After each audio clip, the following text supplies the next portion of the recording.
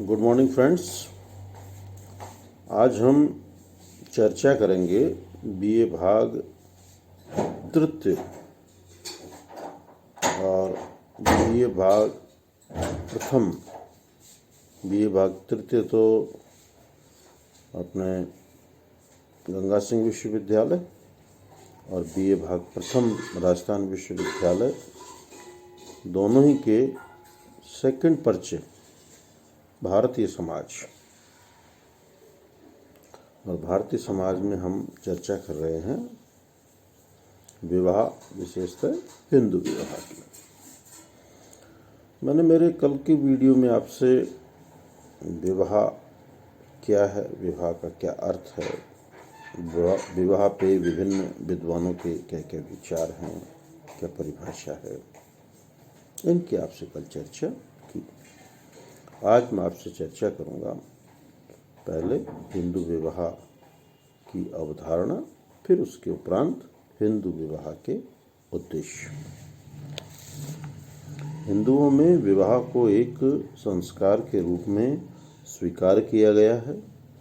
आध्यात्मिक प्रयोजन से ही स्त्री पुरुष परस्पर स्थायी संबंधों में बंधते हैं। अन्य समाजों की भांति हिंदू विवाह एक सामाजिक या दीवानी समझौता नहीं है।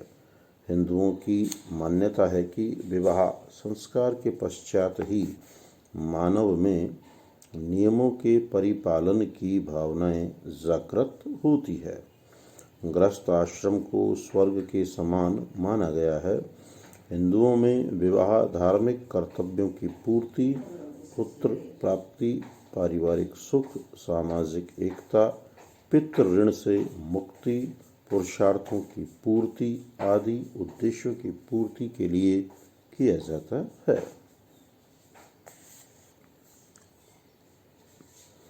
इसी संदर्भ में डॉक्टर के.एम. कपाड़िया अपनी पुस्तक marriage and family in India, ये आप पुस्तक याद रखें, ये परीक्षा में पूछी जाती है।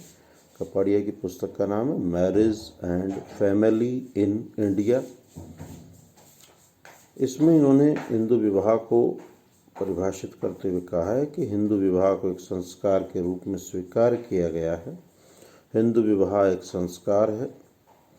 एक हिंदू अपने जीवन में विभिन्न संस्कारों को संपन्न करता हुआ ही आगे बढ़ता है और अपने व्यक्तित्व को पूर्णता प्रदान करता है।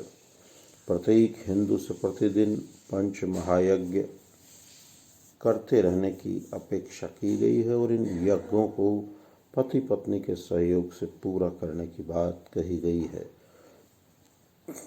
हिंदुओं के लिए विवाह एक आवश्यक संस्कार एवं कर्तव्य माना गया है।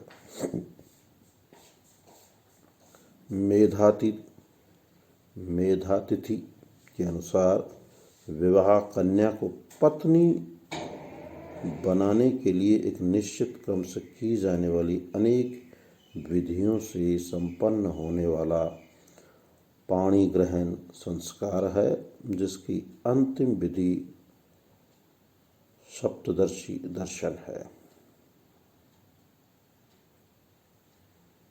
हिंदुओं में काम वासना को कभी भी विवाह में अधिक महत्व नहीं दिया गया। कपाड़िया लिखते हैं कि विवाह प्राथमिक रूप से कर्तव्यों की पूर्ति के लिए होता है, इसलिए विवाह का मौलिक उद्देश्य धर्म था। इस प्रकार हिंदू विवाह स्त्री पुरुष का पति पत्नी के रूप में अलौकिक, अविच्छेद एवं शाश्वत मिलन है तथा इस पवित्र बंधन को तोड़ना अधार्मिक है। हिंदुओं में एक विवाह को ही आदर्श माना गया है। हिंदू विवाह के आगे मैं आपको चल के विभिन्न प्रकारों की बात बताऊंगा।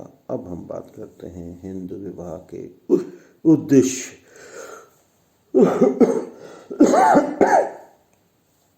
AIIMS of the Hindu marriage.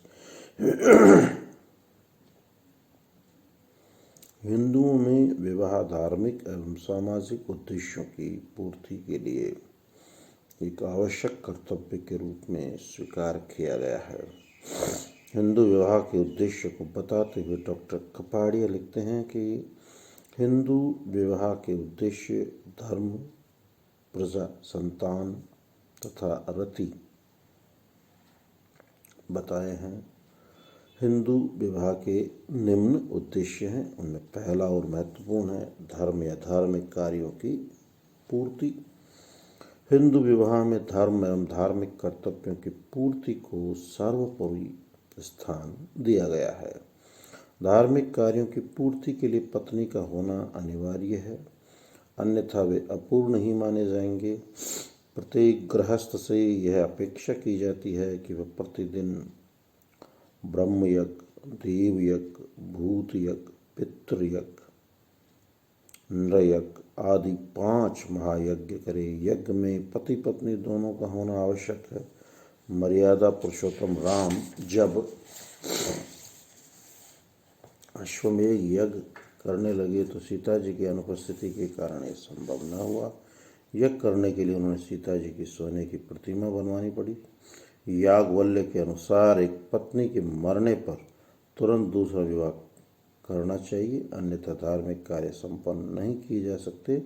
यही कारण है कि पत्नी को पुरुष की धर्म पत्नी कहा जाता है। हिंदू विवाह का दूसरा और प्रमुख उद्देश्य है प्रजा या पुत्र प्राप्ति। विवाह का दूसरा उद्देश्य संतान उत्पत्ति माना गया है। हिंदुओं में पुत्र का विशेष स्थान है। वही पिता के लिए तर्पण और पिंडदान करता है, उसे मोक्ष दिलाता है। ऋग्वेद में अनेक स्थानों पर पुत्र की आकांक्षा प्रकट की गई है। पाणी ग्रहण करते समय वर वधू को कहता है, मैं उत्तम संतान प्राप्त करने के लिए तेरा पाणी ग्रहण करता हूँ।